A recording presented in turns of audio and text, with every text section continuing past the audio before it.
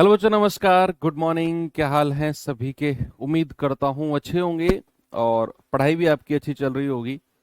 तो चलिए भाई, सैटरडे में कुछ इंटरप्शन हुआ था, हमारी क्लास नहीं हो पाई थी, 5 मिनट चली थी फिर क्लास नहीं हो पाई थी, थोड़ा सा नेटवर्क इशू आया था। और फिर 10-15 मिनट वेट भी किया मैंने, तो वो फिर ठीक हुआ ही नहीं, नेटवर्क इशू है ना।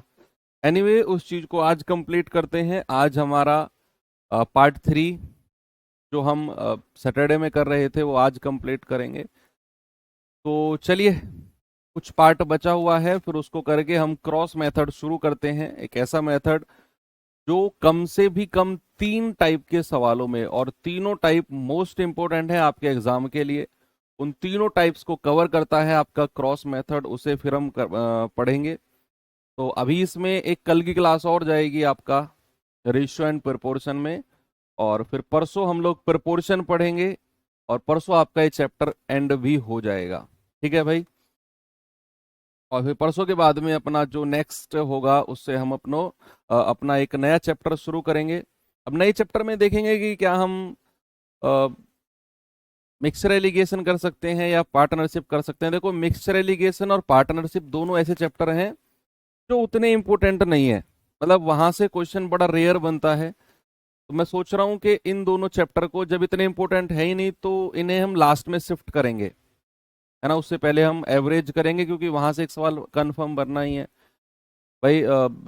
पार्टनरशिप से भी सवाल बहुत कम देखा जाता है आपके जीडी में, मिक्सर एलिगेशन से भी बहुत कम देखा जाता है, तो फिर इन पे हम एक वीक क्यों अभी लगाएं, है ना। इसको हम लास्ट में शिफ्ट करेंगे, पहले हम एवरेज करेंगे और ये दो चैप्टर फिर बाद में करेंगे। ओके। तो जुड़ चुके हैं सभी बच्चे, good morning, good morning, Ram Ram सभी को। तो चलिए भाई, ये सवाल था, एक बार देखेंगे इस सवाल को जरा।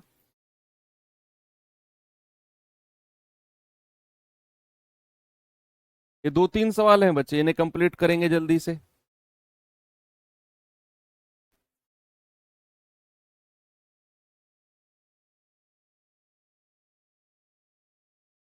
हाँ जी, बिल्कुल। कह रहा है, चार संख्याएं 1 2 3 5 के अनुपात में हैं, उनके योग का दोगुना कितना है? 44 है। यदि प्रत्येक संख्या के घन में 3 घटाकर प्राप्त संख्याओं का अनुपात ज्ञात कीजिए। इसी सवाल से हमने सैटरडे में भी शुरुआत की थी, लेकिन ये सवाल हुआ और नेटवर्क इशू हो गया, जिसकी वजह से फिर क्लास नहीं हो पाई थी। तो चलिए, इस सवाल को दोबारा कर लेते हैं। भाई, चार संख्याएं किस रेशियो में है? 1 2 3 और 5। अब आपसे कह रहे हैं कि उनके योग का डबल कितना है? 44। अगर मैं इनका योग करूंगा, 5 और 3 8, 8 और 2 10, 10 और 1 11, 11 का डबल करना 22। ऐसा ही है ना भाई, योग किया उसका डबल किया, और योग का डबल कितना है? 44। तो 22 यूनिट का मान 44, एक की वैल्यू 2, तो एक की वैल्यू कितनी हो जाएगी? 2, दो की वैल्यू 4, 3 की वैल्यू 6, 5 की वैल्यू 10, है ना। सबको दो दो से गुणा कर दिया। अब कह रहा है कि प्रत्येक संख्या के घन में से, यानी कि हर संख्या का आपने क्यूब करना है। तो भाई, सबका क्यूब करो, 2 का क्यूब, 4 का क्यूब, 6 का क्यूब और 10 का क्यूब। ये हो जाएगा 1000, ये हो जाएगा 216, ये हो जाएगा आपका 64, और ये हो जाएगा 8। कह रहा है प्रत्येक संख्या में से 3 घटा दो, इसमें से भी 3, इसमें से भी 3, इसमें से भी 3, इसमें से भी 3। तो 997, 213, 61 और 5, ये आपका रेशियो बन गया, जो नई संख्या आ गई। कहीं ऑप्शन में है क्या? ये रहा डी। ठीक है भाई, आराम से कर लिया इस सवाल को। चलिए आगे चलते हैं अगले सवाल की तरफ। एक दो सवाल और हैं इस तरह के।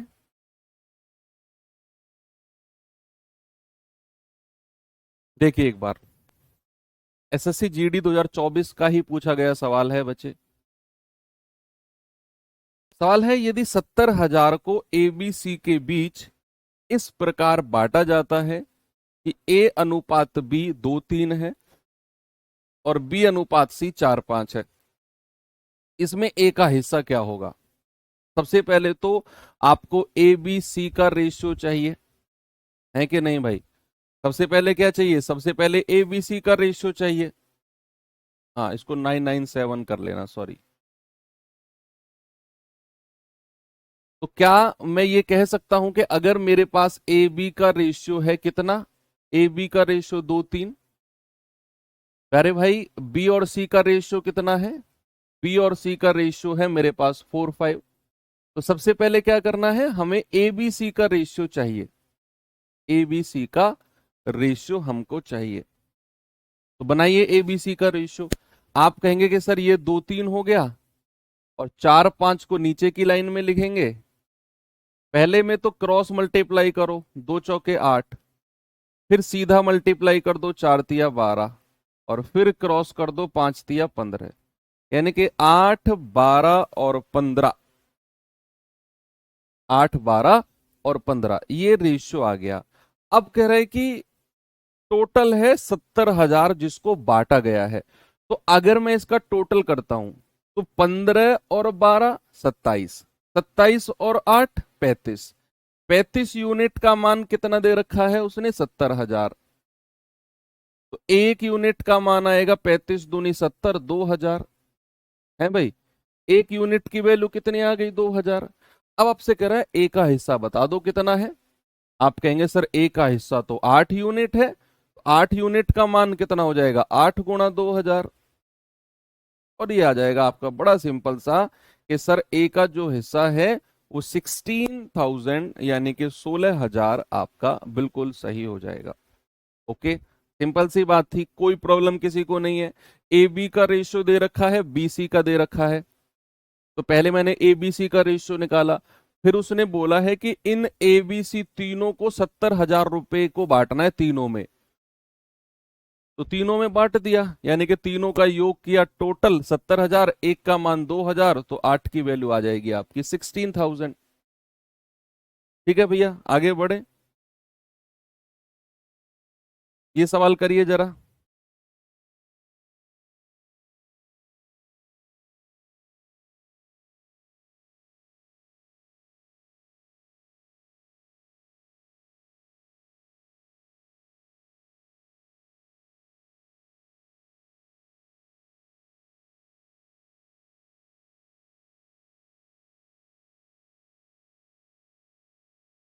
Yes, very good. कह रहा है कि 29,120 के लाभ को ए बी सी के बीच बांटना है, और इस प्रकार बांटना है कि ए का हिस्सा बी के हिस्से का 2 सही 1/2 गुना है। अच्छा, और बी का हिस्सा सी के हिस्से का 1 सही 1/5 गुना है। अब यहां से भी हम लोग ए बी सी का रेशियो बनाएंगे। फिर उसने बोला कि बताओ भाई बी का हिस्सा क्या होगा, करेंगे खुद से एक बार। कह रहा है ए का जो हिस्सा है ना वो बी के हिस्से का कितना है, 2 सही 1/2, 2 दूनी 4 और 1 5/2। अगर मैं बी को इसके नीचे ले आऊंगा तो ए और बी का रेशियो कितना हो जाएगा, 5:2 का, है ना भैया। बी को इसके नीचे ले आओ तो ए बटा बी 5/2 यानी कि 5:2 का रेशियो। अब उसने बोला जो बी का हिस्सा है ना वो सी के हिस्से का कितना है, 5 एकम 5 और 1 6/5। तो यहां से बी और सी का रेशियो कितना आ गया, बी को इसके नीचे ले आओ तो रेशियो आ जाएगा 6:5 का। अब हमको चाहिए ए बी सी का रेशियो। आप कहेंगे सर ये 5:2 हो गया और ये 6:5 है, तो नीचे वाली लाइन में लिख दो। इधर गुणा करेंगे 30, इधर गुणा करेंगे 12, और इधर गुणा करेंगे 10। 2 से काट दो 5, 6 और 15, ये हमारा रेशियो आ गया आपका कितना, 5, 6 और 15, ए बी सी का रेशियो। आपसे कह रहे हैं भैया इस लाभ को बांटना है टोटल 29,120 को। आप कहेंगे सर 15 और 6 21, 21 और 5 26, तो 26 यूनिट का मान कितना है, 29,120। एक यूनिट की वैल्यू कितनी हो जाएगी, 29,120 अपॉन 26। 2 से कटेगा 13 बार, या 13 से काटो, 13 दूनी 26, 13 दूनी 26, 3, 13 दूनी 26, 13 चौके 52, 0, ये जाएगा 1120। तो एक यूनिट की वैल्यू कितनी आ गई, 1120। आपसे अगर है बताओ भाई बी का हिस्सा कितना होगा। अगर आपने 1 यूनिट इतना निकाल दिया तो बी का हिस्सा निकाल दो। अब आप 6 × 1120, 600, 6 दूनी 12, 6 एकम 6 और 1 7, 6 एकम 6, कितना आ गया भाई? 6720। यानी कि जो बी को मिलेंगे ना वो 6720 मिलेंगे। देखो ये दोनों सवालों में आपने एक चीज नोटिस की होगी कि आपको ए बी का रेशियो दिया हुआ था, बी सी का दिया हुआ था, आपने ए बी सी का रेशियो निकाला और जो पैसा दिया हुआ है उसको बांट दिया उस अनुपात में। बस ये आपको मुझे लगता है कि सबसे सिंपल सवाल लगे होंगे। अब चलते हैं अपने नेक्स्ट टाइप की तरफ और अगले टाइप में थोड़ा सा इस तरह के क्वेश्चन को देखते हैं। एक बार सवाल को पढ़िए, फिर मैं आपको कॉन्सेप्ट बताता हूं कि क्या आपने इस तरह के सवालों में करना है। बस एक बार जस्ट इसको रीड आउट करना है आपने।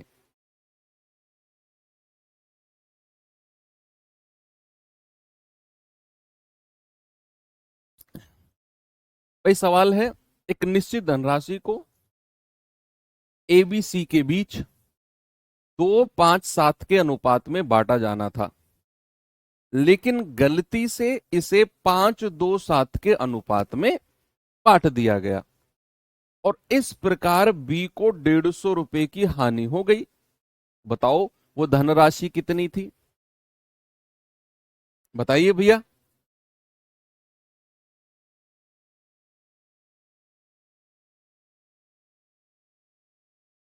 कैसे करेंगे इसको? आप मुझे एक बात बताओ, मैंने किन्हीं 3 लोगों को सेलेक्ट किया। सुनना मेरी बात, मैंने किन्हीं 3 लोगों को सेलेक्ट किया। मैंने मेरे पास 1000 रुपए हैं जो मुझे उन तीनों लोगों में बांटने हैं। ठीक है भाई, इस सवाल का ना कॉन्सेप्ट बता रहा हूं मैं आपको। मेरे पास 1000 रुपए हैं जो मैंने 3 लोगों में बांटने हैं। अब मैंने पहले वाले को दिए 300 रुपए, पहले वाले को दिए 300 रुपए, दूसरे वाले को दिए मैंने 200 रुपए और तीसरे वाले को दे दिए 500 रुपए। तो हो गया टोटल 1000 रुपया। मेरे पास 1000 था। अब मैं नहीं देता इस रेशियो में, मैंने वापस ले लिए तीनों से, मेरे पास वापस 1000 आ गए। मैंने क्या किया, मैंने पहले वाले को दे दिए 500 रुपए, दूसरे वाले को दिए 100 रुपए और तीसरे वाले को दे दिए 400 रुपए। क्या मैं ऐसे भी बांट सकता हूं? यस। जब मैंने इस रेशियो में बांटा था तो मेरा रेशियो कितना था? मेरा रेशियो था 3 2 और 5 का। जब मैंने इस रेशियो में बांटा तो मेरा रेशियो कितना है? 5 1 और 4 का। आप मुझे एक बात बताओ, पैसा मेरे पास कितना है? 1000 रुपए, और मैंने दो अलग अलग रेशियो में उसे बांटा। तो क्या कभी टोटल वैल्यू चेंज होगी? रेशियो की टोटल वैल्यू कभी चेंज होगी? भैया मैंने पहले तो इस रेशियो में बांटा, मेरा अनुपात बन गया 3 2 5 का। जरा टोटल बताना कितना है, रेशियो में ही टोटल बता दो। आप कहेंगे 3 और 2 5, 5 और 5 10। यहां टोटल बताना जरा, 5 और 1 6, 6 और 4 10। क्या ये टोटल वैल्यू कभी चेंज होगी भाई? नहीं होगी। क्यों? क्योंकि मैं 1000 रुपए ही तो बांट रहा हूं। चाहे मैं एक बंदे को 100 रुपए दूं, एक को 900 रुपए दूं, सॉरी एक को 100 रुपए दूं, एक को 800 रुपए दूं, दूसरे को 100 रुपए दूं, टोटल वैल्यू कभी चेंज नहीं होगी। आप किसी भी रेशियो में पैसे को बांट लो, किसी भी रेशियो में, जो रेशियो का टोटल है ना वो कभी चेंज नहीं होगा। अगर चेंज हुआ तो मैं उसे बराबर करूंगा। बस इतना ध्यान रखना है कि अगर चेंज हुआ तो उस टोटल को मुझे बराबर करना है। एक बार आपने उस टोटल को बराबर कर दिया, मैं कह रहा हूं सवाल अपने आप सुलझ जाएगा। कुछ भी पूछ रहा हो इस तरह के सवालों में, आप उठाकर टोटल वैल्यू को बराबर कर दो। पूरा का पूरा सवाल में कुछ भी घुमा फिरा के पूछ रहा है, सब कुछ सुलझ जाएगा अपने आप। देखना आप कैसे। बस आपको एक ही बात पकड़नी है कि टोटल वैल्यू कभी चेंज नहीं होगी, हमें उसे ही बराबर करना है। अब जैसे सवाल है कि भैया निश्चित राशि को एबीसी के बीच इस अनुपात में बांटा, लेकिन गलती से ये अनुपात हो गया। बांटना चाहिए था उस अनुपात में, गलती से ये हो गया। अनुपात ही तो बदला है भाई, रेशियो ही तो बदला। टोटल वैल्यू थोड़ी बदलेगी, जितने रुपए बांटने थे उतने तो बांटे जाएंगे, चाहे सही अनुपात में बंटवाओ चाहे गलत अनुपात में बंटवाओ, जितने पैसे बांटे जाने हैं उतने तो बांटे जाएंगे। तो इसीलिए टोटल वैल्यू कभी चेंज नहीं होगी। तो अगर मैं आपसे कहूं एबीसी का रेशियो कितना है, आप कहेंगे सर एबीसी का रेशियो है 257 का। मैं जीडी वाला सवाल भी कराऊंगा, एक ऐसा ही आपका आया है जीडी में। तो ये तो सही रेशियो है, और गलत रेशियो क्या हो गया, गलत रेशियो किस रेशियो में बांट गया, 5, 2 और 7 में। टोटल वैल्यू निकालो जरा, टोटल। अगर मैं टोटल कहूंगा 7 5 12 और 2 14, 7 और 2 9, 9 और 5 14। भैया टोटल वैल्यू कभी भी चेंज नहीं होगी, रेशियो की भी। अगर चेंज हो रही है तो मुझे बराबर करनी पड़ेगी। अब इस सवाल में तो मेरी किस्मत अच्छी है कि इनका टोटल किया 14, इनका टोटल किया 14, दोनों में मुझे बराबर मिल गया। अब बराबर तो मिल गया, इसके बाद क्या, इसके बाद जो सवाल ने बोला है, उसने कहा है कि इस प्रकार बी को 150 रुपए का नुकसान हो गया। देखो इस लाइन को पकड़ो, कितना नुकसान हो गया बी को, 150 रुपए का। जरा बी का हिस्सा देखना भाई, पहले 5 यूनिट था, फिर कितना हो गया 2, तो नुकसान हुआ है फायदा हुआ है बी को। अनुपात चेंज होने से बी को नुकसान या फायदा। आप कहेंगे सर अगर सही तरीके से बांटा जाता तो बी को 5 यूनिट मिलता, लेकिन गलत तरीके से बांटा गया तो बी को 2 यूनिट मिला। बी का तो नुकसान हो गया 3 यूनिट का, 5 में से 2 घटा दो 3 यूनिट। तो आप कहेंगे सर यही नुकसान 150 रुपए के बराबर है। तो 1 यूनिट का मान आएगा 3 पंजे 15। तो आपसे कह रहा है बताओ धनराशि कितनी है, धनराशि तो टोटल कितनी है 14, 50 गुणा 14। सबसे सिंपल तरीका है, इससे सिंपल तरीका और कुछ नहीं है, वेरी सिंपल। वैसे आपने क्या करना है, टोटल वैल्यू को बराबर कर देना है, और फिर जो भी सवाल में पूछा हुआ है जो भी दिया हुआ है सब कुछ आपकी समझ में आ जाएगा। अब जैसे अगला सवाल आपको मैं कराता हूं, ये सवाल देखिए एक बार।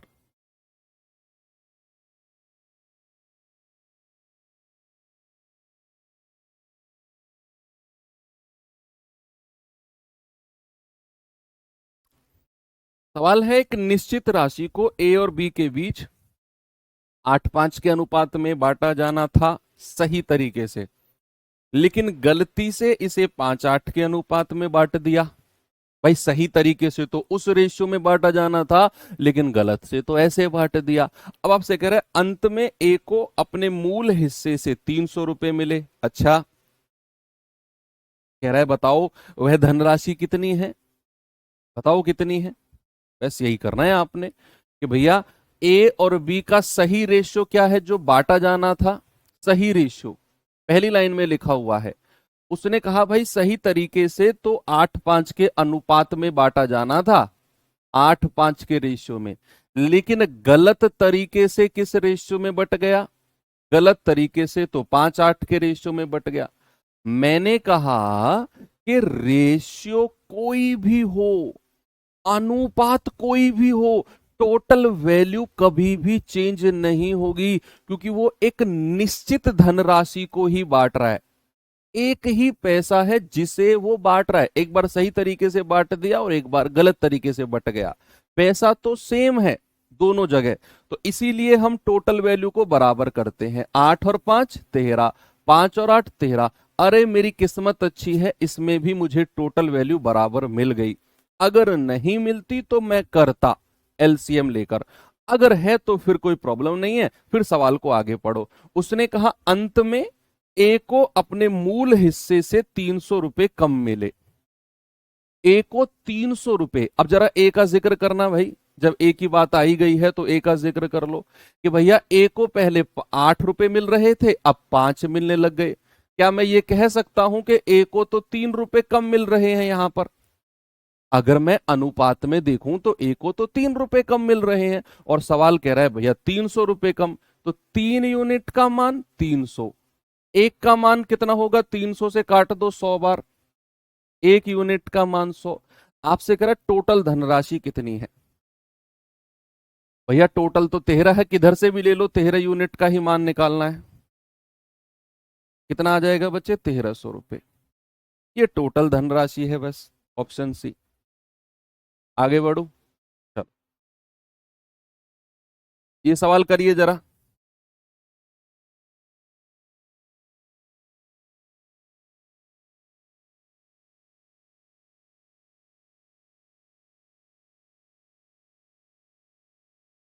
Very good. सवाल कह रहा है 6,000 रुपए को पी क्यू आर के बीच 5, 7, 8 के अनुपात में बांटा जाना था, लेकिन त्रुटिवश पी क्यू आर के बीच 9, 7, 4 में बट गया गलती से। इस बंटवारे में आर को कितना नुकसान हुआ है? लगाओ दिमाग। सर अगर बराबर ना हो तो हाँ, आ तो गया सवाल, काहे परेशान होते हैं। अच्छा ये भी बराबर है, ठीक है, तो अगला सवाल बराबर वाला नहीं होगा फिर। करो जल्दी से आप लोग।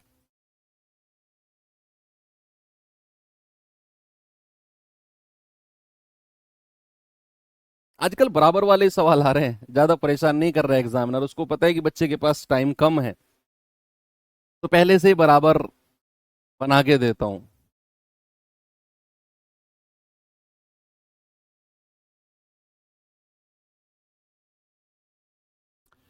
देखो भाई 6,000 रुपए हैं, किस किस के बीच बटने हैं? पी क्यू आर के बीच बटने हैं।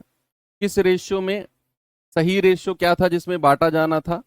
आप कहेंगे सर सही रेशियो था 5, 7 और 8। सवाल कर रहा है त्रुटिवश, त्रुटिवश यानी कि बाई मिस्टेक, गलती से किस रेशियो में बट गया है? तो बट गया है 9, 7 और 4। मैंने कहा भैया रेशियो भले ही चेंज हो, पैसा तो 6,000 ही है जिसको बांटना है। पैसा तो 6,000 है जिसको बांटना है, चाहे आप दुनिया के किसी भी अनुपात में बांटो, पैसा 6,000 ही है। तो जब पैसा फिक्स है तो रेशियो कुछ भी हो, उसकी टोटल वैल्यू बराबर रहेगी, क्योंकि 6,000 रहेगी हर केस में। तो 8 और 7, 15, 15 और 5, 20। यहां टोटल है 20। 7 और 4, 11, 11 और 9, 20। यहां भी टोटल है 20। अब टोटल तो सेम है दोनों जगह, कोई बात नहीं, सेम है तो एक सवाल तो मैं ऐसा जरूर कराऊंगा आपको जिसमें सेम नहीं होगा, डोंट वरी। अब कह रहा है भैया टोटल पैसा दे दिया इस बार हमें 6,000 टोटल दे दिया। आपसे कह रहा है कि 6,000 टोटल है, यानी कि 20 यूनिट का मान कितना है बच्चे? 6,000। तो एक यूनिट की वैल्यू कितनी हो जाएगी? 6,000/20। भाई जीरो से जीरो गया, दो से जाएगा 300 बार, एक यूनिट का मान आ गया 300। अब आपसे कह रहा है बताओ आर को कितना नुकसान हुआ, कितना लॉस हुआ है? किसको? आर को। अब आर के पास चलो जल्दी से दौड़कर। तो जैसे ही हम आर के पास गए तो आर को सही तरीके से तो 8 रुपए मिलने थे, लेकिन गलत तरीके से मिल गए 4 रुपए। भाई साहब 8 में से 4 गया, उसको तो 3 का नुकसान हो गया, उसको तो 3 का नुकसान हो गया। और अगर मैं कहूं कि एक यूनिट अगर 300 है तो आर का नुकसान कितना है, आर का लॉस कितना है? आप कहेंगे सर 3 यूनिट, तो 3 गुणा 300। और आप खुश होके कहोगे कि सर आर को तो 900 रुपए का नुकसान हो गया। बात समझ में आई? अब अगर, अच्छा सॉरी, 4 आएगा ना, 3 क्यों कह रहे हो तुम लोग? 4 आएगा ना, 8 में से 4 गए 4, गलत क्यों कर रहे हो? 4 गुणा 300, 1200 आएगा। अब मेरी बात सुनो, चलो ये तो तुम्हारी गलती थी, मैंने सुधार दी, तुम्हारी गलती थी, सुधार दी मैंने। एनीवे आगे से मत करना। अब मेरी बात सुनो, अगर मैं आपसे पूछूं कि Q, Q Q for queen, Q को कितना नुकसान हुआ, बताइए।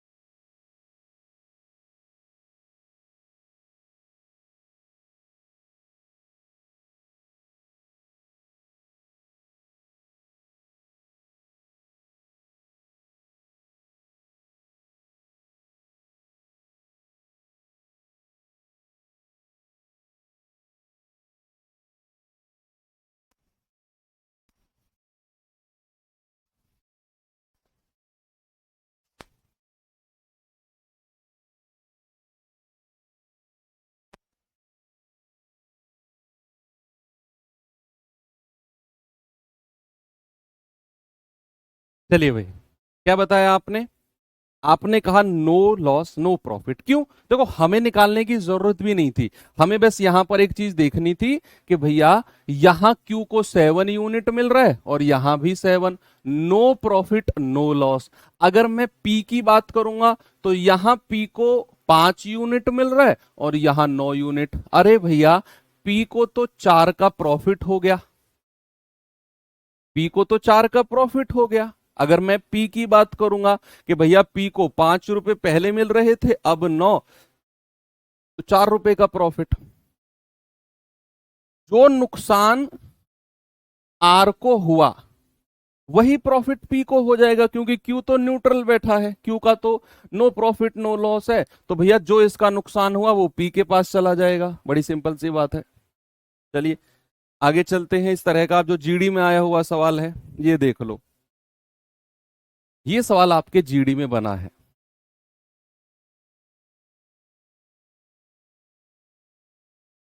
बताओ। सवाल कहता है 936 को पी क्यू आर में गलती से 1/2, 1/3 और 1/4 के रेशियो में बांट दिया। कह रहा है गलत, सॉरी, इस रेशियो में बांटना था लेकिन गलती से 2, 3, 4 के अनुपात में विभाजित कर दिया। तो कह रहा है बताओ वितरण में आर का प्रॉफिट क्या होगा। What is the profit of R? बताइए।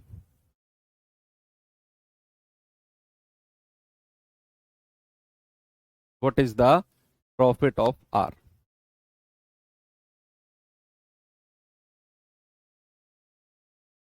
भाई सबसे पहले क्या करना है, रेशियो को ठीक कर लेना है।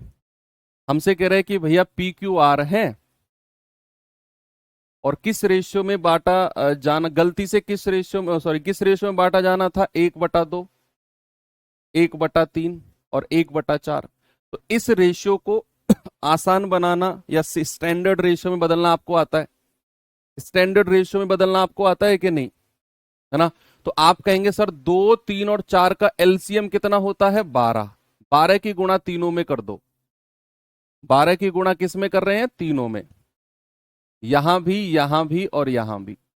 12 कहां से आया, इन तीनों का एलसीएम। जिन लोगों ने एलसीएम चैप्टर नहीं पढ़ा था उनको मैं बता रहा हूं कि आपको जो नीचे डिनोमिनेटर है ना, एलसीएम ऑफ डिनोमिनेटर, यानी कि 2, 3 और 4, कितना आ गया बच्चे, 12। 12 की गुणा तीनों में कर दो तो 2 छिक्के 12, 3 चौके 12 और 4 तिया 12। यानी कि मेरा सही अनुपात तो ये होना था, लेकिन गलती से उसने किस रेशियो में बांट दिया, उसने बांट दिया 2, 3, 4 के रेशियो में। इस रेशियो में भाई साहब ने गलती से बांट दिया। अब ऐसे थोड़ी काम चलेगा, ऐसे थोड़ी काम चलेगा।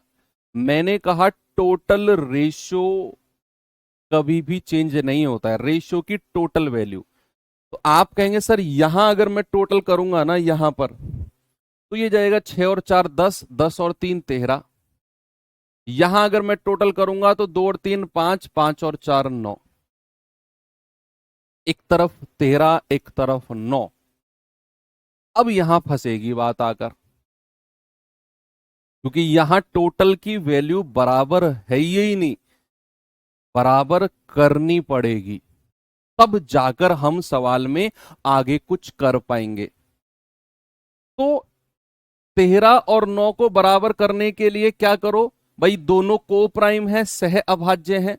तो आप बच्चे एक ही काम करना है कि आपने इस 9 की मल्टीप्लाई ऊपर कर दो और इस 13 की मल्टीप्लाई नीचे कर दो। तो टोटल कितना हो गया, 117। टोटल कितना हो गया, 117। अब यहां अगर 9 की मल्टीप्लाई करी है तो फिर तीनों में 9 की मल्टीप्लाई करनी पड़ेगी। यहां अगर 13 की मल्टीप्लाई करी है तो फिर तीनों में 13 की करनी पड़ेगी। लेकिन आपको उतना करना ही नहीं है, जो सवाल में पूछा है उसके पास जाना है। आपसे पूछा है आर का लाभ कितना है, केवल आर के बारे में पूछा है ना। हालांकि बात सुनो सामने भाई, मैंने क्या बोला, मैंने बोला अगर यहां 9 की मल्टीप्लाई हुई है तो तीनों में होगी, यहां 13 की हुई है तो तीनों में होगी। लेकिन मुझे सवाल में आर से मतलब है बस, तो मैं आर में ही मल्टीप्लाई करूंगा। यहां 9 की कर दो और यहां 13 की कर दो। आप कहेंगे 9 तिया 27 और 13 चौके 52। टोटल कितना है 936। तो 117 यूनिट का मान कितना है 936। तो एक की वैल्यू कितनी हो जाएगी, पूरा 8 बार कटेगा 8। आपसे क्या पूछ रहा है, आर का नुकसान। देखो आर को पहले 27 रुपए मिलने थे, लेकिन अब मिले कितने 52। तो प्रॉफिट हुआ है या नुकसान, प्रॉफिट हुआ। कितना, आप 52 में से 27 घटा दो, तो 12 में से 7 गए 5, 25 का प्रॉफिट हो गया आर को। तो 25 यूनिट का मान निकाल दो, 25 गुणा 8, that is 200। Option number B. ये क्या है, आर का प्रॉफिट, आर का प्रॉफिट है कितना 200। ये सवाल आपके जीडी में बना है बस। आपने पहले क्या किया, आपने इन तीनों का टोटल लिया 13, इन तीनों का टोटल लिया 9। बच्चा मैंने बोला कि हमें टोटल को बराबर करना है, तो आपने क्या किया, इस 9 की मल्टीप्लाई ऊपर कर दी और इस 13 की मल्टीप्लाई नीचे कर दी। 13 निम्मा 117, 13 निम्मा 117 बराबर हो गया। अब मैंने फिर आपसे बोला कि अगर यहां 9 की मल्टीप्लाई करी है तो तीनों में करनी पड़ेगी, यहां 13 की करी है तो तीनों में करनी पड़ेगी। करनी तो पड़ेगी लेकिन हम करेंगे नहीं। क्यों, क्योंकि हमें केवल आर के बारे में पूछा है, तो हम केवल आर से मल्टीप्लाई करेंगे। यहां 9 से मल्टीप्लाई किया तो केवल आर को मल्टीप्लाई करो, यहां 13 से किया केवल आर को करो। तो आर को पहले 27 रुपए मिलने थे, बाद में 52 मिले। तो कितने का लाभ हो गया 27 से 52, 25 का। टोटल 936 है, 117 यूनिट का मान 936। एक की वैल्यू 8, तो 25 की वैल्यू कितनी हो जाएगी 200। यानी कि आर का प्रॉफिट कितना हो गया, आर का प्रॉफिट 200 हो गया। ठीक है भाई, आगे बढ़े। चलो चलते हैं, अब टाइप चेंज करते हैं, आते हैं नए टाइप की तरफ। नए टाइप में पहला सवाल आपके सामने जीडी 2021 का है, एक बार देखिए इसे।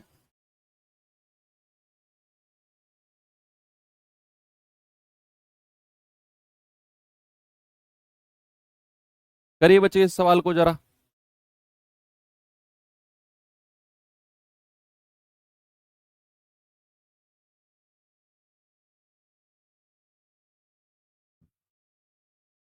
जब को प्राइम नहीं रहे सर तो एलसीएम ले लो ना, एलसीएम पढ़ के तो आए हो आप, एलसीएम लेकर बराबर कर लो।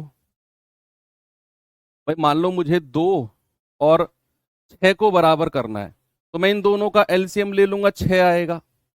इसको तो बराबर करने की जरूरत नहीं है, इसको अगर मुझे 6 बनाना है तो 3 से गुणा करना है, ऐसा बताया तो है मैंने आपको।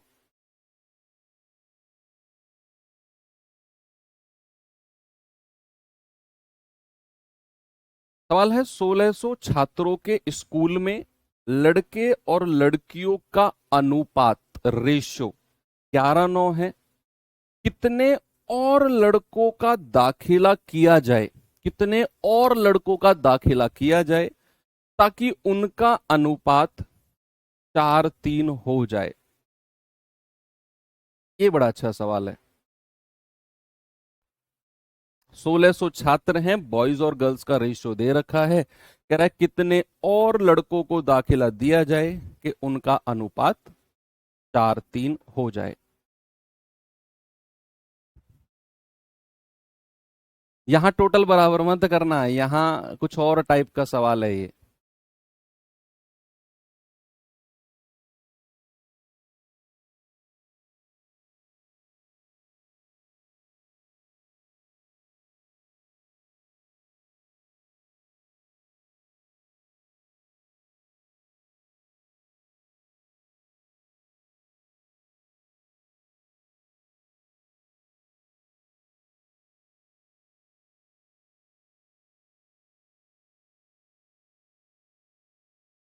भाई बॉयज और गर्ल्स का रेशियो कितना है, आप कहेंगे सर 11 और 9। और टोटल कितने हैं, टोटल छात्र कितने हैं, आप कहेंगे सर 1600। यानी कि टोटल छात्रों की संख्या तो 1600 है, और उन 1600 छात्रों को 11 और 9 के रेशियो में बांटा गया। तो क्या मैं ये कह सकता हूं कि 11 और 9 20, भाई टोटल 20 हो गया। 20 यूनिट का मान कितना है 1600। तो 1 यूनिट का मान कितना होगा, 20 से काटेंगे 2 अट्ठे 16, 80 आ जाएगा। आएगा कि नहीं भाई 1 यूनिट का। तो बॉयज कितने हैं, आप कहेंगे 80 से गुणा कर दो, 11 अट्ठे 88। गर्ल्स कितनी है, 80 से गुणा कर दो, 9 अट्ठे 72, 720। अब हमने ओरिजिनल संख्या भी निकाल दी। अब आपसे कह रहा है कि नया अनुपात, कह रहा है कितने लड़कों को और दाखिल दिया जाना चाहिए दाखिला, कि हमारा नया अनुपात कितना हो जाए, 4 और 3 का। अब आप ना मुझे एक सिंपल सी बात बताना, स्कूल में दाखिला किनको दिया गया है, नए एडमिशन कौन है, बॉयज या गर्ल्स। भाई पुराने मेरे पास 880 लड़के थे और 720 लड़कियां थी। अब स्कूल में अगर एडमिशन दिया गया है तो लड़कों को दिया गया है, यस और नो। स्कूल में एडमिशन लड़कों को दिया गया है कि नहीं, तो क्या लड़कियों की संख्या चेंज होगी, बताओ। भाई लड़कों को दाखिला दिया गया है तो लड़कों की संख्या बढ़ेगी, तो जो लड़कियों की 720 संख्या थी, क्या वो चेंज होगी कभी। भाई लड़कों को एडमिशन दिया गया तो वही तो संख्या में बढ़ेंगे, लड़कियां तो 720 ही रहेंगी जब उनको बाकी लड़कियां आई ही नहीं, एडमिशन ही नहीं हुआ उनका, तो 720 रहेंगी लड़कियां तो इस तरह के सवालों में ऐसे सवाल मिलेंगे, बहुत आसान होते हैं। आपको क्या करना है, बस ये देखना है कि जिनकी संख्या बाहर से ऐड होती है वही संख्या में बढ़ेंगे, बाकी जिनकी ऐड नहीं हुई वो तो एज इट इज रहेंगे। ये मिक्सचर एलिगेशन में भी पढ़ेंगे हम लोग, कि अगर हमारे पास गर्ल्स 720 हैं तो जो हमारा नया अनुपात है ना 4 और 3 का, बॉयज और गर्ल्स का, उसमें जो लड़कियों का अनुपात है भैया वो वही रहेगा 720 जो आपकी पुरानी संख्या थी। तो 3 यूनिट का मान कितना है, 720, 3 यूनिट का। तो बच्चे 1 यूनिट का मान कितना हो जाएगा, आप कहेंगे सर 720/3, 3 दूनी 6, 3 चौके 12, 240। तो 4 यूनिट का मान कितना हो गया, लड़कों की संख्या कितनी हो गई, 4 × 240, आप कहेंगे 960, यानी कि लड़कों की संख्या हो गई 960। आपसे क्या पूछा है, कितने लड़कों को एडमिशन दिया गया, बस आप देख लो। भाई पुराने लड़के कितने थे, 880, अब कितने हो गए, 960। तो कितने लड़कों को एडमिशन दिया गया है, 960 में से 880 माइनस कर दो, आप कहेंगे सर 80 लड़कों को एडमिशन दिया गया, सी। ये तो इसका बेसिक तरीका हो गया। आप इसे थोड़ा सा एडवांस तरीके में सोच सकते हो। आपको फिलहाल ये समझ में आना चाहिए कि पुराना रेशियो 11:9 था, मैंने 1600 को 11:9 के अनुपात में बांट दिया, तो मुझे पता चला कि 880 तो लड़के हैं और 720 लड़कियां हैं। उसने कहा बाहर से कितने लड़कों को एडमिशन दें कि भैया लड़के और लड़कियों का रेशियो 4:3 हो जाए। मैंने कहा बाहर से तो लड़कों को एडमिशन दिया, लड़कियों की संख्या थोड़ी चेंज होगी। भैया ठीक है, तो यहां से हमने कहा 3 यूनिट का मान वही होगा जो लड़कियों की संख्या थी। 1 यूनिट का मान 240, तो 4 का मान 960, यानी कि लड़के अगर पहले 880 थे अब हो गए 960, तो कितने बढ़े हैं, आप कहेंगे सर 80 लड़के बढ़े, ऑप्शन सी बिल्कुल सही है। अब इसको आप दूसरे तरीके से सोच सकते हो, कैसे देखते हैं। ऐसे सोचना, क्या मैं इस चीज को रेशियो से ही कर सकता हूं, है भाई, इतना सब कुछ करने की मुझे जरूरत नहीं है क्या, क्या मैं इस चीज को अनुपात से ही कर सकता हूं क्या, कि लड़के और लड़कियों का पहला रेशियो तो 11:9 था, बाद में रेशियो कितना हो गया, 4:3। अभी अभी एक बात हमारी समझ में आई, कौन सी बात, कौन सी बात समझ में आई, कि सर लड़कियों की संख्या नहीं बदलेगी। ये बात समझ में आई हमको, क्योंकि बाहर से केवल लड़कों को दाखिला मिला है, तो लड़कियों की संख्या चेंज नहीं होगी। तो भैया लड़कियों का रेशियो बराबर कर लो। मैं कह रहा हूं सवाल दौड़ा दौड़ा आएगा तुम्हारे पास, दौड़ा दौड़ा। यहां टोटल बराबर करने की जरूरत नहीं है, यहां केवल वो संख्या बराबर कर लो जो चेंज नहीं होगी। जैसे उसने बोला लड़कों का दाखिला, तो बस आपने लड़कों को हटा दो, लड़कियों की संख्या बराबर कर लो, पुराने अनुपात में और नए अनुपात में। मैं कह रहा हूं सवाल अपने आप सुलझ जाएगा। आपको आपको इतना डिटेल में करने की जरूरत ही नहीं है। फिर आप केवल यहां लड़कियों की संख्या, यहां 9 है, यहां 3 है, तो 9 और 3 का एलसीएम कितना होता है? 9 और 3 का, आप कहेंगे सर 9 और 3 का एलसीएम तो 3 और 9 का 9 ही होगा। अब ये तो 9 ऑलरेडी है, इसको 3 से गुणा कर दो 9 बनाने के लिए एलसीएम के बराबर, तो यहां भी 3 से करना पड़ेगा। ये हो गया 12, ये हो गया 9। अब आप देख रहे हो लड़कियों की संख्या मैंने बराबर कर दी, और ये करनी थी, ये करनी थी, क्योंकि भाई वो चेंज नहीं होगी। अब हमें टोटल दिया हुआ है कितना? 1600। तो मैंने टोटल किया, 20 यूनिट का मान 1600, एक का मान 80। तो कह रहा है लड़कों को दाखिला, तो 11 से 12 हुए हैं लड़के, कितना यूनिट बढ़े? एक, तो एक यूनिट का मान तो 80 मेरे पास है। हो गया सवाल, सिंपल। यही आपने करना है, आपने रेशियो में ही बराबर करना है। भाई देखो, या तो आप ऐसा करो कि भैया अलग अलग संख्या निकालो, फिर नए अनुपात में संख्या निकालो और फिर देखो कितना एक्स्ट्रा है, या फिर आप यहीं बराबर कर लो रेशियो कोई। मुझे तो ये तरीका बेस्ट लगा है कि आप रेशियो में ही बराबर कर लो लड़कियों की संख्या। 9 9 बराबर कर ली मैंने, तो टोटल की वैल्यू 20 की वैल्यू 1600, एक का मान 80। कह रहा है कितने लड़के दाखिला, तो 11 से 12, एक यूनिट 80, सिंपल। हाँ, ये मिक्सर में बहुत मिलेंगे आपको, दूध पानी वाले सवालों में।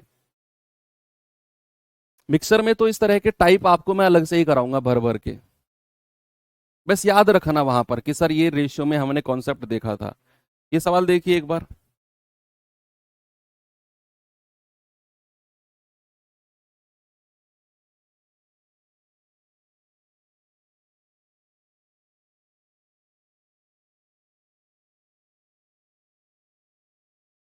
आराम से पढ़ेंगे सवाल को।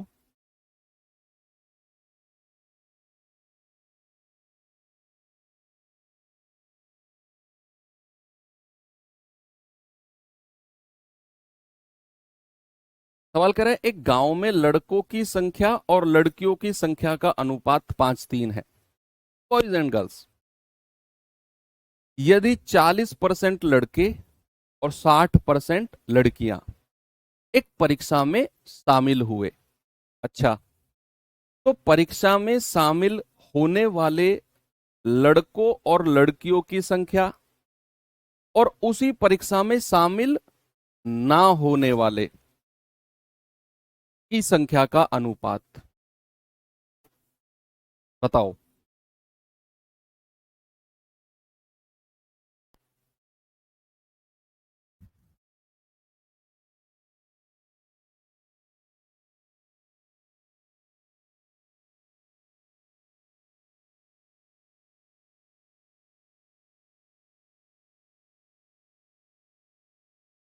देखें एक बार बच्चे, भाई हमें दिया हुआ है कि बॉयज और गर्ल्स का जो रेशियो है ना, वो कितना है? 5 और 3 का। किसी गांव में कह रहा है कि 40% लड़के और 60% लड़कियां कोई एग्जाम देने गए। होता है ना भाई, आपके यहाँ मान लो पढ़ाई का क्रेज है, तो जीडी के पेपर देने के लिए गांव से बॉयज भी हैं, गर्ल्स भी हैं जो तैयारी कर रहे हैं। आपके गांव में हर तरह के बच्चे होंगे। यूपी पुलिस कांस्टेबल का पेपर हुआ था, गांव गांव से मैं कह रहा हूँ ट्रैक्टर भर भर के गए थे एग्जाम देने के लिए बच्चों के। तो वही है कि भैया 5 और 3 के अनुपात में बॉयज एंड गर्ल्स हैं। उन संख्या में भी 40% लड़के और 60% लड़कियां किसी एग्जाम में शामिल हुए।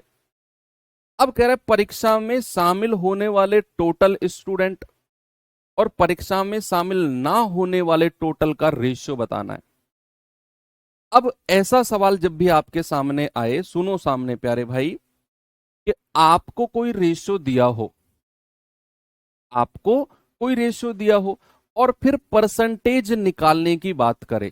जैसे यहां बोला कि बॉयज और गर्ल्स का रेशियो इतना है और फिर परसेंटेज निकालने को कह रहा है कि इतना परसेंट ये, उतना परसेंट वो। इस तरह का कहीं आपको दिया हो तो याद रखना, आपने क्या करना है, आपने दो दो जीरो लगानी है रेशियो में। 5 और 3 का रेशियो था, मैंने दो दो जीरो लगा के 500 और 300 कर दिया। और ये कब और किस केस में करना है, सुनो, जब रेशियो दिया हो और परसेंटेज निकालने की बात करें। तो रेशियो का तो परसेंटेज नहीं निकाल सकते ना हम, डेसिमल में जाएगा तो फंस जाएंगे खामा खा। तो इसीलिए हमने क्या किया, हमने दो दो जीरो लगा दी, इधर भी दो जीरो इधर भी दो जीरो, कोई फर्क नहीं पड़ेगा। बस क्या करना है, आपने दो दो जीरो दोनों तरफ लगानी है ताकि हमारा बेसिक रेशियो या स्टैंडर्ड रेशियो चेंज ना हो। इसीलिए दो जीरो इधर दो इधर। अब आप परसेंटेज निकाल दो। मानकर चलो कि गांव में 500 लड़के थे और 300 लड़कियां थी, ऐसा मानकर चलो। अब कह रहा है कि उनमें से 40% लड़के और 60% लड़कियां पेपर देने गए, पेपर देने। तो अगर मैं इसका पेपर में शामिल होने वालों की मैं संख्या निकाल रहा हूं, अब शामिल होने वालों की संख्या, तो 40% तो बॉयज और 60% गर्ल्स। भैया इसका 40% निकालना, 40% मतलब 40/100 गुणा 500। आप कहेंगे सर 200, भाई 40 के 5 में गुणा करेंगे, यानी कि 200 तो लड़के शामिल हुए परीक्षा में, और 60% की वैल्यू निकालना भाई जरा। आप कहेंगे 6×18 180 लड़कियां शामिल हुई। तो टोटल कितने शामिल हुए हैं, टोटल अगर मैं आपसे कहूं टोटल शामिल कितने हुए हैं, 200 और 180, 380।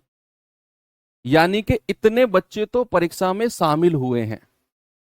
आपसे क्या कह रहा है, आपसे कह रहा है परीक्षा में शामिल होने वाले लड़के और लड़कियों की टोटल संख्या जो मैंने यहां निकाली, और ना शामिल होने वालों की संख्या का रेशो। तो अगर मैं कहूं टोटल कितने बच्चे हैं गांव में, टोटल 500 और 300 800। अगर 380 शामिल हो गए तो ना शामिल होने वाले कितने हैं, ना शामिल होने वाले कितने हैं। आप कहेंगे सर 800 में से 380 माइनस कर दो, ये आ जाएगा 420। बस रेशियो बना लो 380 और 420 का, यही आपसे पूछा है। जीरो से जीरो गया, दो से जाएगा 19, दो से जाएगा 21, 19 21 का रेशियो है, ये रहा ऑप्शन बी। यही आपने करना था, यही आपने करना था बस। ओके, आगे बढ़े।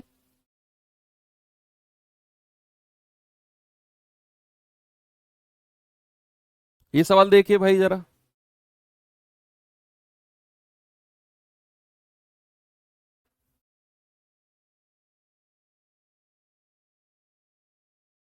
कह रहा है एक कंपनी में 3 प्रकार के बक्सों का निर्माण करती है। प्लास्टिक, लकड़ी, प्लास्टिक, लकड़ी और कांच। 3 तरह के, प्लास्टिक, लकड़ी और कांच, 3 तरह के बक्से बनते हैं। प्लास्टिक, लकड़ी और कांच के बक्सों की संख्या का अनुपात हमको दे दिया 2 3 5। फिर उसने बोला कि लकड़ी और कांच के बक्सों की संख्या का अंतर 144 है। यदि प्लास्टिक के बक्सों की संख्या में 25% की वृद्धि कर दूं तो अब प्लास्टिक के बक्सों की संख्या क्या होगी। ये सिंपल सवाल हैं जो थोड़ा सा लैंग्वेज को बढ़ाकर पूछे जाते हैं ताकि बच्चा एक तो डर जाए लैंग्वेज को देखकर 4 5 लाइन की, और उसको देखे ही ना सब पढ़ के सवाल को कि सवाल है क्या। एक्चुअल में अगर आप पढ़ोगे तो सवाल में मैं कह रहा हूं कुछ है ही नहीं, कुछ भी नहीं है। आप जरा एक बार देखेंगे, यहां आप कहेंगे सर 3 प्रकार के बक्से बनते हैं, प्लास्टिक, लकड़ी और तीसरा कौन है, कांच। कांच को के लिख लेते हैं भाई, थोड़ा सा नाम से देख लेते हैं। हाँ, किस रेशियो में है, आप कहेंगे सर 2 3 और 5, ये संख्या का रेशियो है। यस और नो। अब कह रहा है कि लकड़ी और कांच का जो डिफरेंस है वो 144 है। लकड़ी और कांच का जो डिफरेंस है वो कितना है, 144। तो यहां लकड़ी और कांच का डिफरेंस कितना है बचा, 2 यूनिट। और 2 यूनिट का मतलब कितना, 144। तो 1 यूनिट का मान कितना आएगा, 144/2, यानी कि 2×7=14, 2×2=4। 1 यूनिट का मान आ गया 72। आपसे कह रहा है कि प्लास्टिक के बक्सों में 25% की वृद्धि। पहले तो प्लास्टिक के बक्से हमें बताने पड़ेंगे हैं कितने। भैया प्लास्टिक के बक्से तो 2 यूनिट है, तो 2 × 72, आप कहेंगे सर 144 है। ये तो ओरिजिनल संख्या है प्लास्टिक के बक्सों की, ओरिजिनल। अब कह रहा है कि अगर मैं इसमें 25% की वृद्धि कर दूं, इंक्रीमेंट कर दूं, तो बच्चा जरा 144 का 25% निकालना। आप कहेंगे 25/100, तो 25 एकम 25, 25 चौके 100, 4×3 = 12, 4×3 = 12, 2, 4×6 = 24, ये आ गया 36। यानी कि अगर वो 36 की बढ़ोतरी वृद्धि कर दे तो कह रहा है नई संख्या क्या हो जाएगी। बस 144 में 36 जोड़ दो आप कहेंगे सर 180। नई संख्या कितनी हो जाएगी? 180। सीपीओ 2023 का पूछा गया सवाल है। ठीक है भैया, आगे बढ़े, चलो नेक्स्ट चलते हैं। ये सवाल और करिए जरा, फिर मैं टाइप चेंज करता हूं, फिर मैं आपको बताता हूं क्रॉस मेथड, है ना। फिर क्रॉस मेथड की तरफ चलते हैं, मजा आएगा।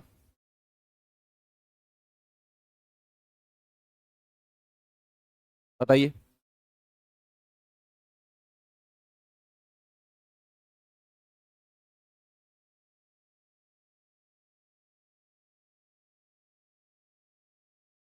ये तो सिंपल है।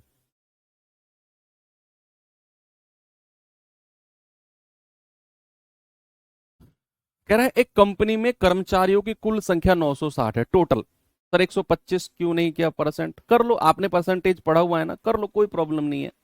आप 144 का 125% निकाल दो, कोई प्रॉब्लम नहीं है।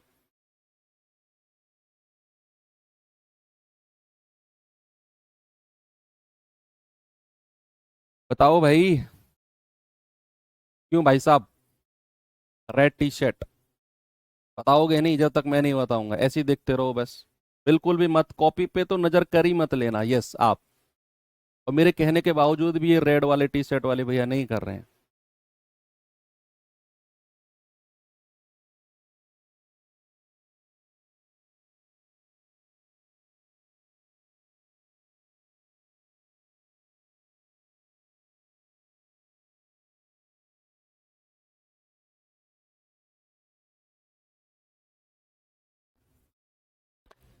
एक कंपनी में टोटल संख्या 960 है।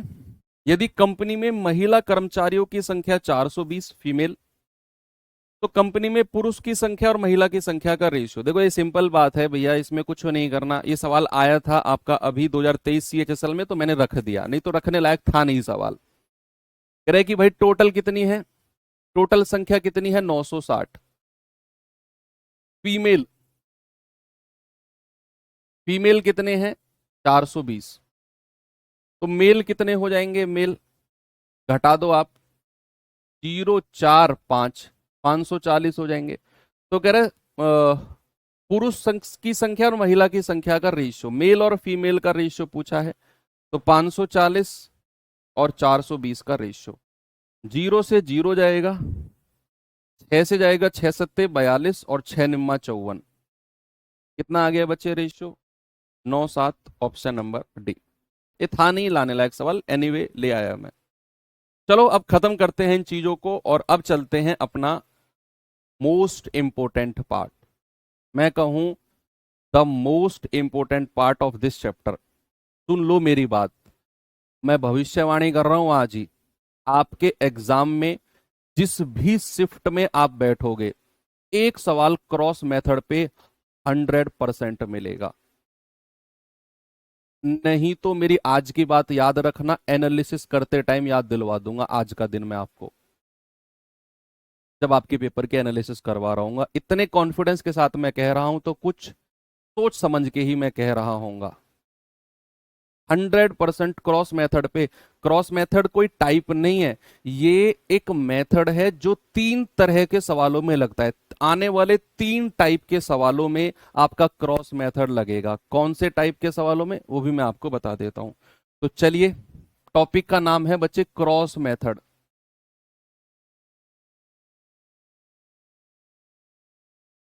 बहुत ही यूनिक इंपोर्टेंट टॉपिक है। मैंने, आप YouTube चलाते हैं सभी बच्चे, एक बार सर्च करेंगे ऊपर रामबाण सीरीज मैथ्स, बस ये डाल देना आप, रामबाण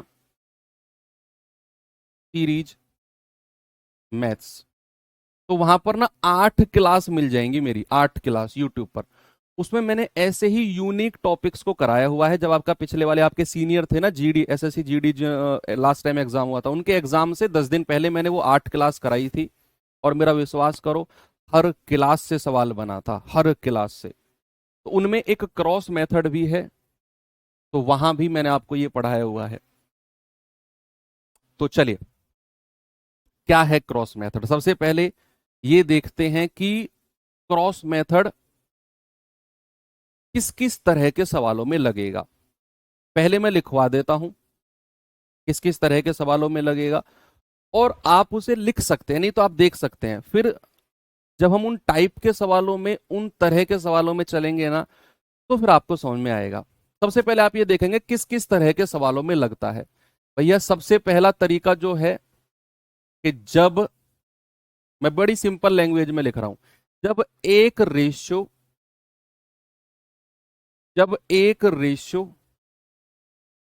दूसरे रेशियो में बदलता है, दूसरे रेशियो में बदलता है। हिंदी और इंग्लिश बाईलिंगुअल लिखवा रहा हूं मैं ना, बदलता है। जो चीज लिखने की उन्हें लिख रहा हूं, बाकी तो आप समझ ही सकते हैं। एक रेशियो दूसरे रेशियो में बदलता है,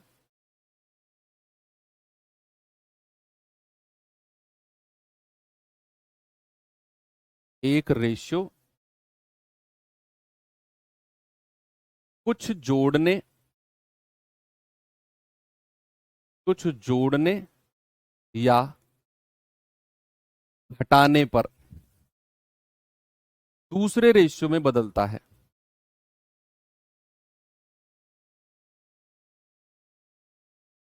बदलता है तो हम क्रॉस मेथड का यूज करते हैं।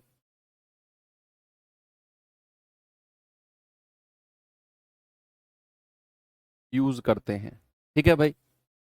अभी आप फिलहाल इतना ध्यान रखेंगे कि जब एक रेशियो दूसरे रेशियो में चेंज होता है, तो हम क्रॉस मेथड का यूज करते हैं। जो बच्चे इंग्लिश वाले हैं वो अपने हिसाब से लिख लो, जैसे मैं बोल रहा हूं एज इट इज लिख लो, कि जब एक रेशियो दूसरे रेशियो में चेंज होता है तो हम क्रॉस मेथड का यूज करते हैं।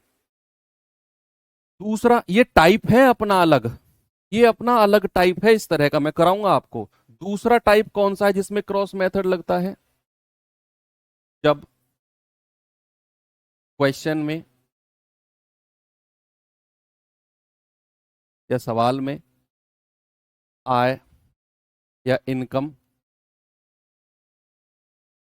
तथा एक्सपेंडिचर या खर्च, हिंदी वाले बच्चे खर्च लिखेंगे, का रेशियो दिया हो,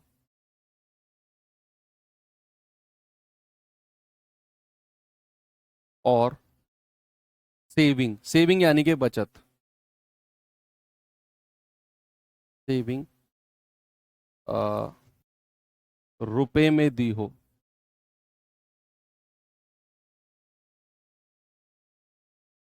ऐसा भी हो सकता है कि आय का रेशियो दे देगा और खर्च का रेशियो दे देगा और सेविंग रुपए में दे देगा, कहेगा कि एक 500 रुपए बचा रहा है, एक 800 बचा रहा है। इनकम का रेशियो और खर्च का रेशियो दे देगा। कई बार ऐसा भी हो सकता है कि आपसे इनकम का रेशियो देगा और सेविंग बचत का रेशियो दे देगा, और खर्च रुपए में दे देगा कि मान लो 800 रुपए खर्च कर रहा है और 1000 कर रहा है। इन दोनों में से किसी एक का रेशियो दे देगा और कोई एक ओरिजिनल में रखेगा। तो हम क्रॉस मेथड का यूज करते हैं। बहुत गंदी हैंड राइटिंग है, मैं पहले ही बता रहा हूं। तो हम क्रॉस मेथड का यूज कर सकते हैं, बस समझने लायक है, यूज करते हैं। तो हम क्या करते हैं, हम क्रॉस मेथड का यूज करते हैं।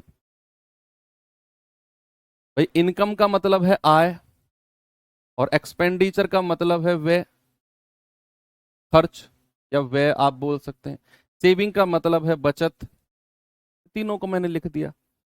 और अब जो तीसरे तरह का कोई टाइप आता है जिसमें ये लगता है, और मोस्ट इंपोर्टेंट तीसरे तरह का, एज रिलेटेड क्वेश्चन। आयु संबंधित प्रश्न। बच्चे एज रिलेटेड जो क्वेश्चंस होते हैं ना, आयु संबंधित जो प्रश्न होते हैं, उसमें दो तरह के सवाल बनते हैं। सुनना मेरी बात, जो टाइम हो गया कह रहे हैं बच्चे, आप प्लीज आप जा सकते हैं जहां आपको जाना है, क्योंकि टाइम आपके हिसाब से हो गया, मेरे हिसाब से अभी नहीं हुआ। जिनके हिसाब से क्लास का टाइम हो चुका है वो प्लीज आप क्लास छोड़ सकते हैं। जिनके हिसाब से नहीं हुआ, जो मेरे हिसाब से चल रहे हैं, तो आपको इग्नोर करनी है ये बात जो मैंने अभी बोली। अब सुनो, मैंने क्या बोला कि एज रिलेटेड क्वेश्चंस दो तरह के बनते हैं। एक तो बनते हैं मैथ्स के, और एक यही चैप्टर आपने रीजनिंग में देखा होगा, यही चैप्टर आपने रीजनिंग में भी देखा होगा।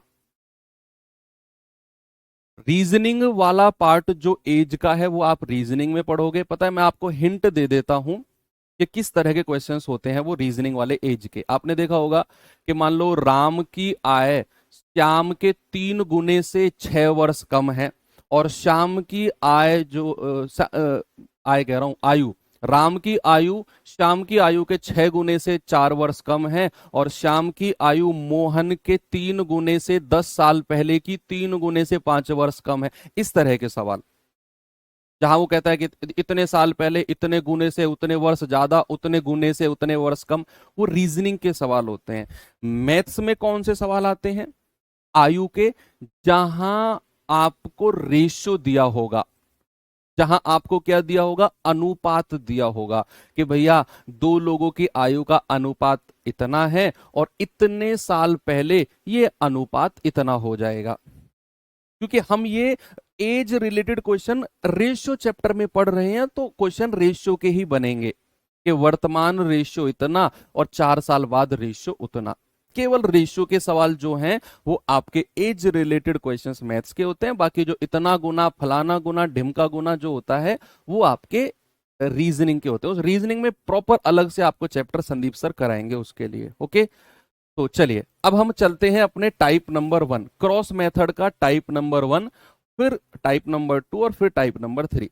कुछ बच्चे इसे अलग चैप्टर भी मानते हैं, सर आयु वाला चैप्टर, एज वाला चैप्टर, तो वो एज वाला चैप्टर जो है ना वो रेशियो का ही एक पार्ट है। मैं अलग से कोई आपका वो डलवा के, थंबनेल डलवा के एज वाला चैप्टर नहीं कराता हूं, मैं आपका रेशियो चैप्टर में ही आयु वाले क्वेश्चंस करा देता हूं।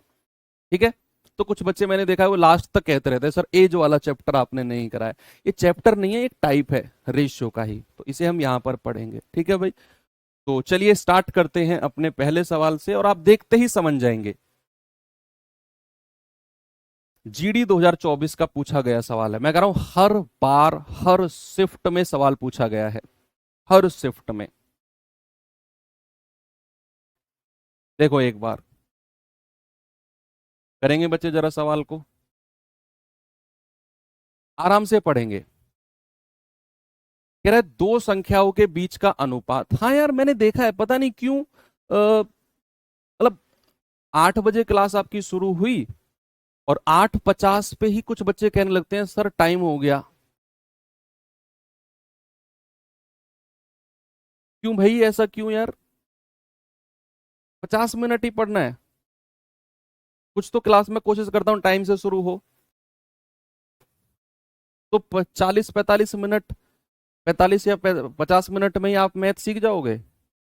जो बच्चे टाइम हो गया कहते हैं, मेरा उनसे सवाल है, 50 मिनट के मैथ्स पढ़ के 20 में से 20 नंबर लाने की उम्मीद रखते हो? बेटा कुएं से बाहर निकलो, बहुत बड़ा समंदर है, बहुत बड़ा समंदर। मैं डराता नहीं हूं बच्चों को, क्योंकि मैं खुद उस कंपटीशन से निकला हूं, जहां पर जिस साल मैंने एग्जाम क्रैक किया था सीजीएल का, 7,000 कुछ वैकेंसीज थी और 38 लाख फॉर्म भरे गए थे। तो वो कंपटीशन मैंने देखा है। एक सीट के लिए 2-2, 3-3 हजार लोग लड़ाई करते हैं, जहां पर आपका भी वही हाल है बेटा। आपकी भी एक सीट पे 1,000 से ज्यादा बच्चे फाइट करते हैं। 1,000 से ज्यादा फाइट करने का मतलब है जो सीट के लिए आप पढ़ रहे हो ना, ये आंखें फोड़ रहे हो पूरे दिन बैठ बैठ के। रोशनी कम हो रही है जो दिन प्रतिदिन आंखों की। 1,000 बच्चों की रोशनी खत्म हो रही है उस सीट के लिए। 1,000 में से 500 तो ऐसे हैं जो सीरियस पढ़ रहे हैं, और उन 500 में तो 100 ऐसे हैं जो ब्रिलियंट हैं, और उन 100 में जाना है आपको, 500 में जाना है या 1000 में रहना है, वो आपको डिसाइड करना है।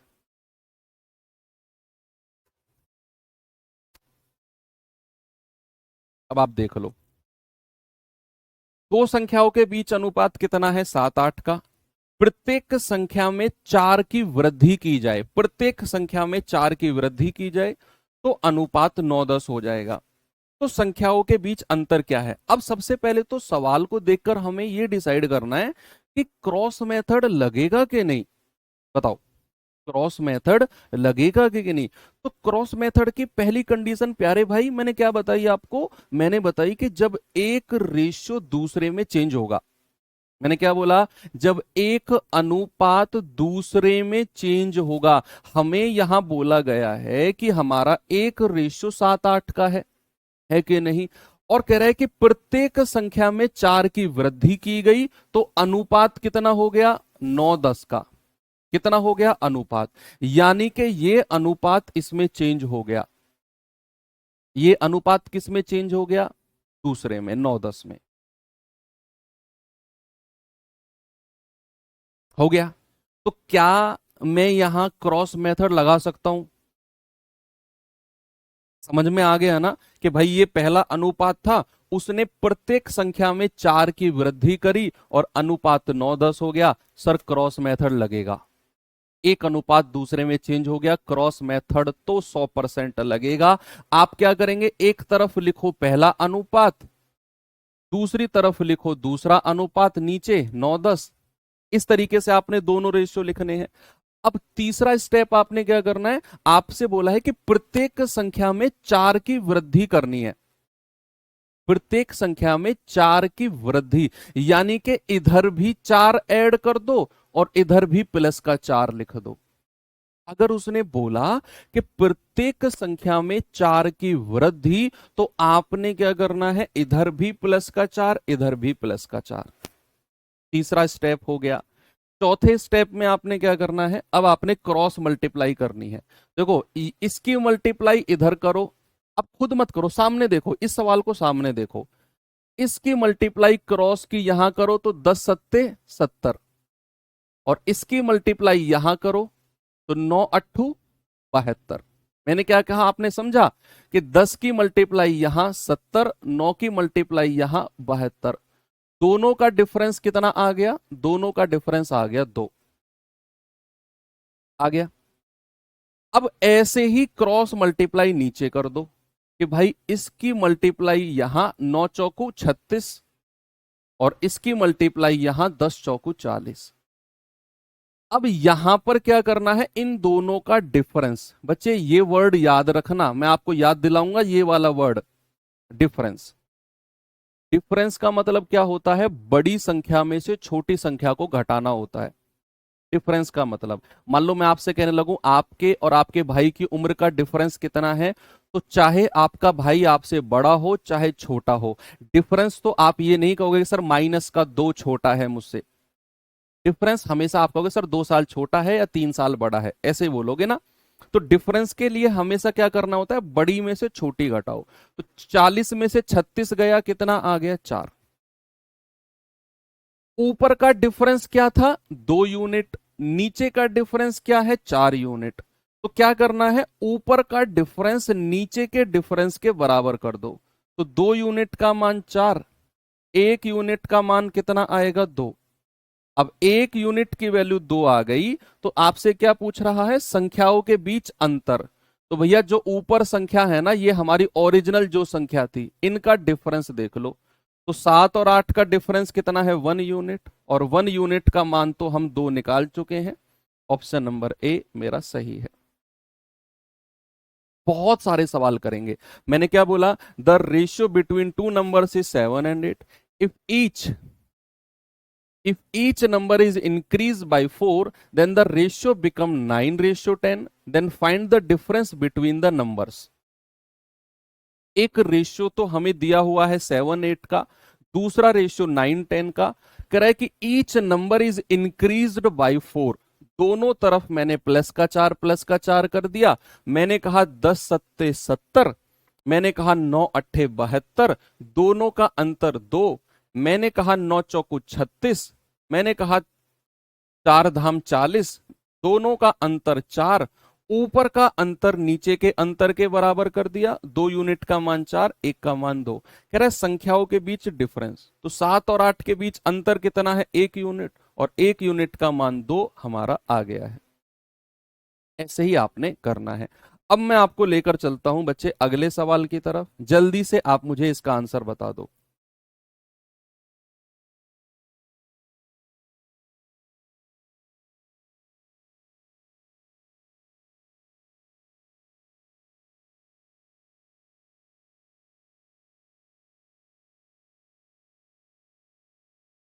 देखिए बच्चे एक बार,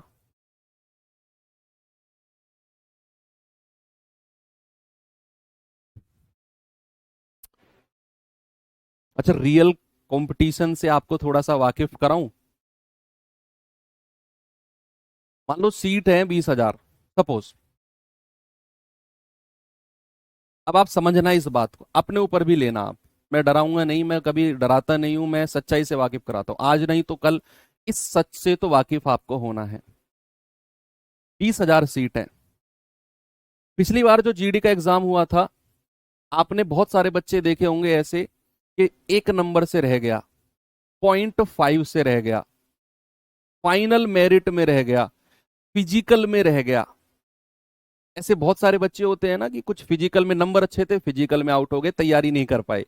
कुछ बच्चे होते हैं फिजिकल लग गया, लास्ट में 1 नंबर से रह गए, 2 नंबर से रह गए, 4 नंबर से रह गए। तो इस बार वो आपसे पीछे हैं या वो आपसे आगे हैं, सोचो।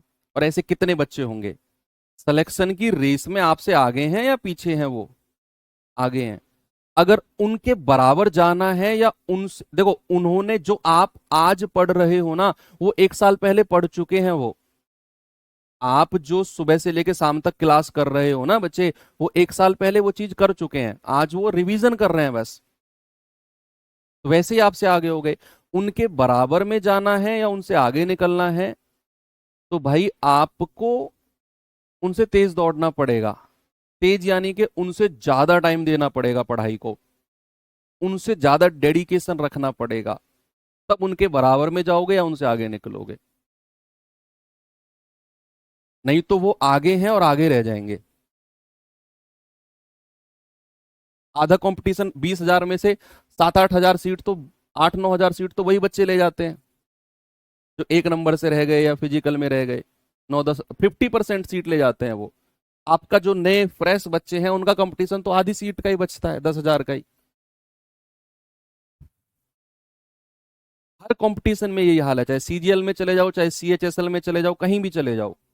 जो बच्चे पिछले साल रह गए थे जस्ट कुछ नंबर से, अगले साल वही दावेदार होते हैं पक्के।